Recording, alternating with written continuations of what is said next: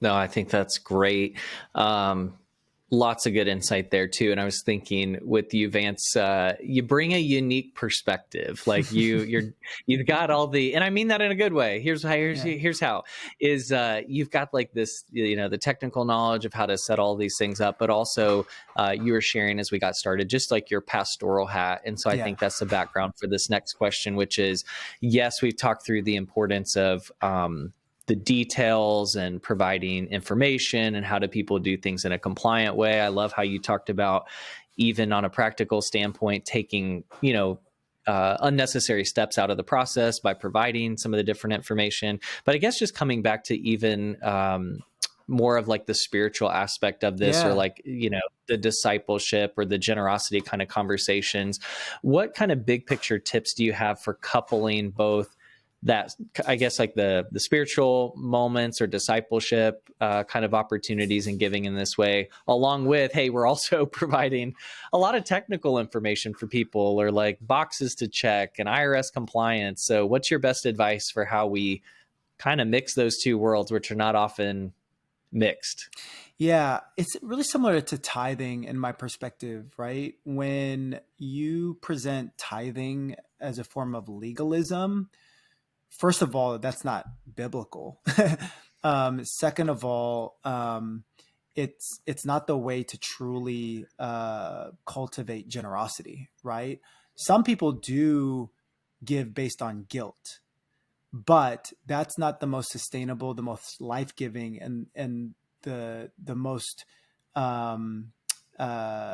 healthy way to cultivate generosity, right? And so when I think about something like tithing, the way that I talk about it from a pastoral lens is that, hey, this is not the law, because we're not bound to that by New Testament standards. It was actually pre-law. Tithing was a principle that started with Abram, that was acknowledging God for winning a victory. And that came before the commandments came. And so it's not law and it's not requirement for salvation, but what it is a precedence and a priority that we want to model within our lives. And we want to make, God Lord and Savior, Jesus Lord and Savior over every single component of that. And so when you think about even things like appreciated gains, a lot of people don't think about that as increase. Right? But when people actually tithed back in the Old Testament, before they had the fiat currency and the banking systems that we had, what did they do? They tithed from their crops, their non-cash wine, their cattle, their non-cash assets. Because what does Proverbs say? It says from your increase. It doesn't restrict increase to a W-2. And so that's what I would think about when stewarding these conversations, is helping people understand that a lifestyle of generosity and modeling generosity the way that Jesus instructs us to.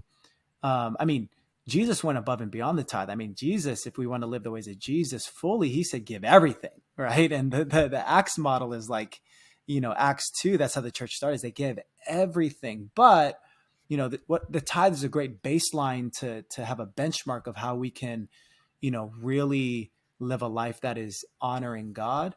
But I would challenge people to think about on a spiritual basis, okay, cool. Then how do we think about increase on every level, right? And how can we honor God with that? So that's how I kind of try to help pastor people through that.